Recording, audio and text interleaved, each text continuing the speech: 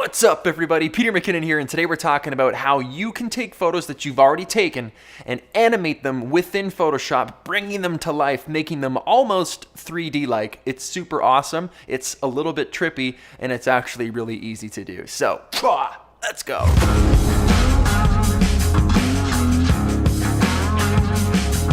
Welcome back, everybody. Monday morning to another tutorial. I'm excited about this one. This one is super cool. Now, I'll be the first to say, this isn't something I invented.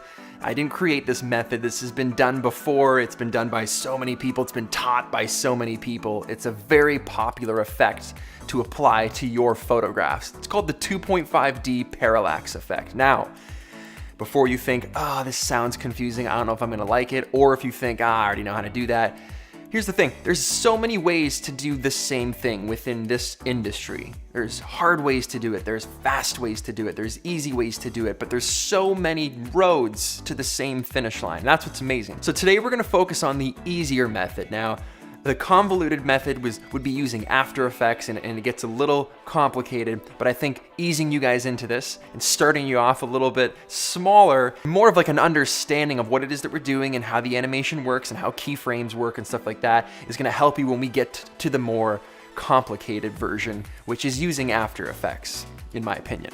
Okay, so what is this? What are we doing right here? So check out this image. Here's a picture of me standing in front of Lake Louise, just checking it out. Now, when you're including images in video, people really only do a few things. They either zoom that image out slowly, maybe zoom it in slowly, maybe pan left to right, that Ken Burns jazz effect, you've seen it, but you don't really see anything else. So how do we edit videos and include photos in those videos, but make it more exciting? So you can do something like this.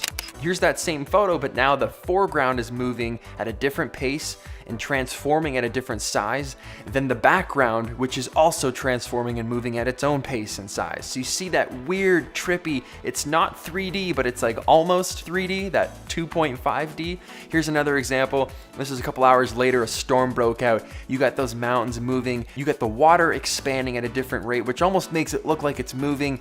It's just a really cool, clever, unique way to display your photographs within a video. Now you can post this on Facebook too, you can post these on Instagram. They don't have to be included within another video like this, but this is a great way to display and showcase your images within a video that's not just that classic pan, zoom, whatever. Super easy to do, not as hard as you think, and the best part is it uses images that you've already taken. So before we get started, I want to thank the sponsors of today's episode, which are the folks over at Squarespace. They've got some brand new summer templates that are just fire, I guess the cool kids are saying.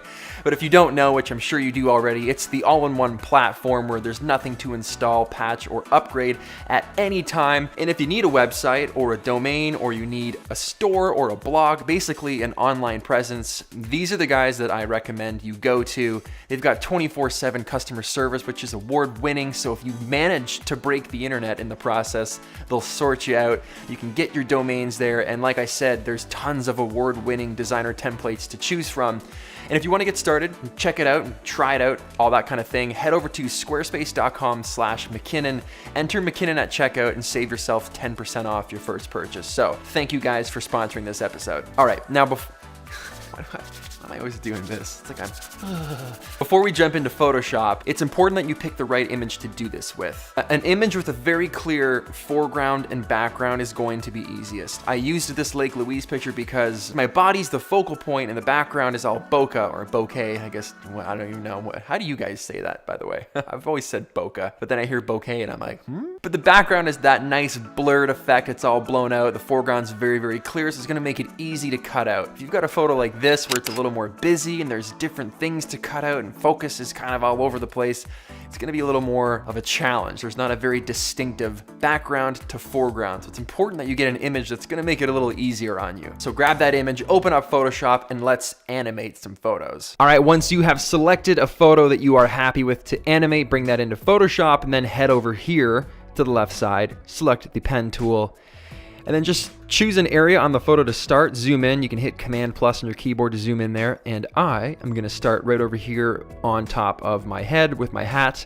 And literally at this point, you're just making your way around the whole shape. Whatever it is that you're cutting out in the foreground, just take your time, Be slow with it. Don't worry, it takes a little while, but the neater that you do this, the better the outcome's going to be. You don't want to go into the background at all. You want to try and stay as close and perfect, true to that edge as you can.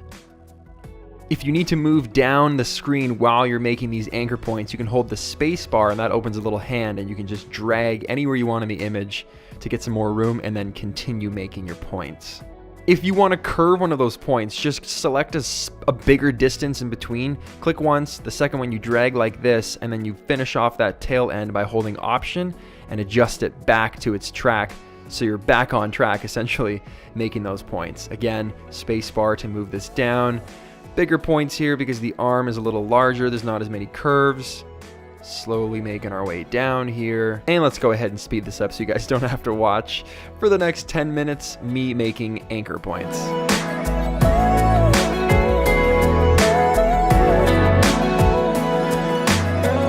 Okay, when you get close to that first point you started with, click on it, and then what you're gonna do is right click after you've joined that. You're gonna choose Make Selection.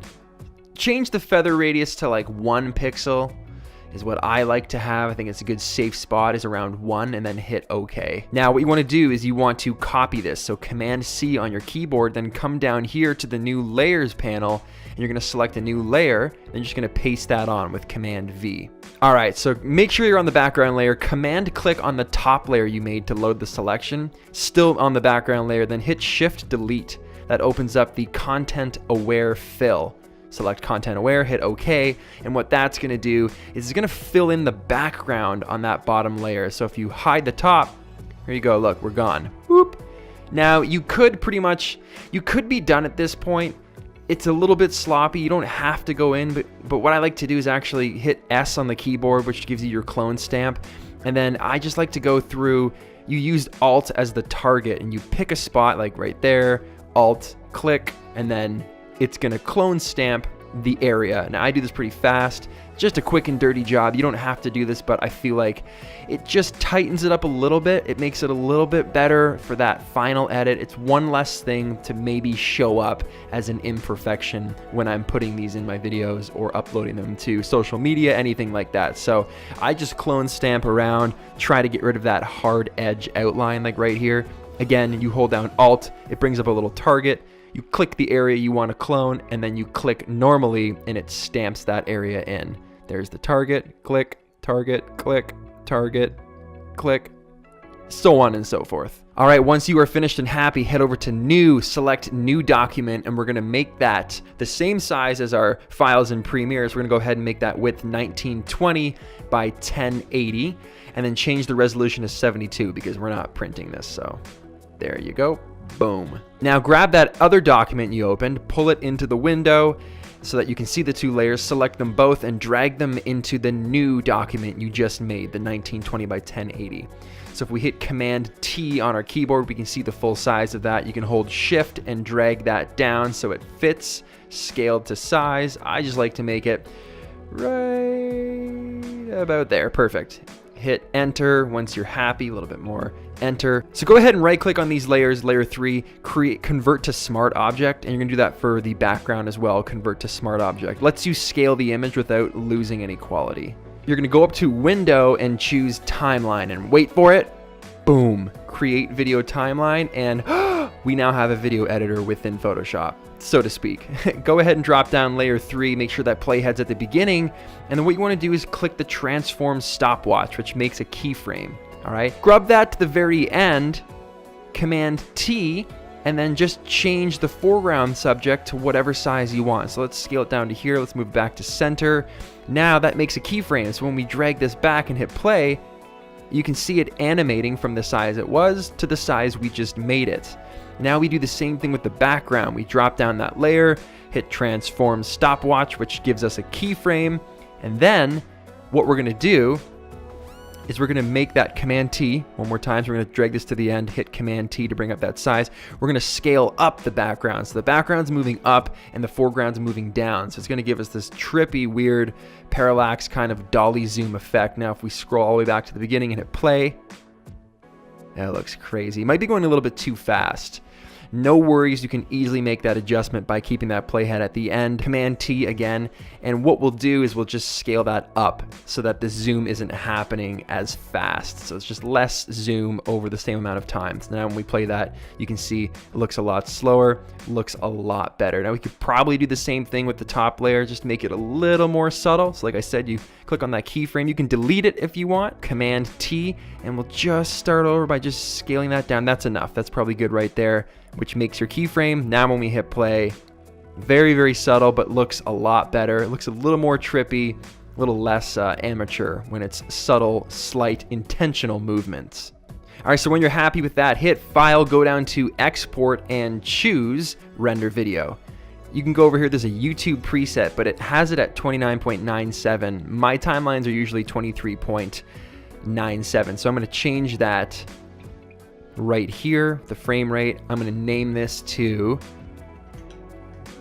Lake Louise 1, save to the desktop, hit render, and you just wait it out. Good to go.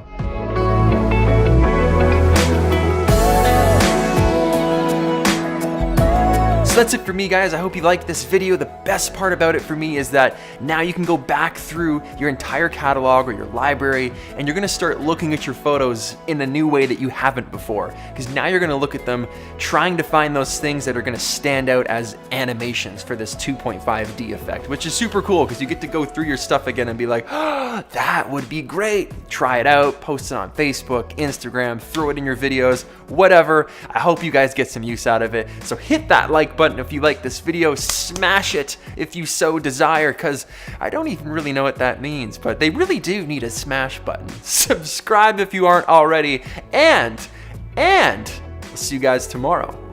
You guys know I have a little monitor right here, right? Like I watch to make sure I'm in focus and stuff like that, but in the background, where's this side? This side? Right there. That's my Chemex, where I make my coffee in, and it's empty. And throughout this tutorial, I just kept looking back and forth at the Chemex, thinking that needs to be full. And to think I've only had 1 cup today. Whoo! What's it gonna be like when I have 2? I almost feel bad for everybody I know. Almost is the key word there.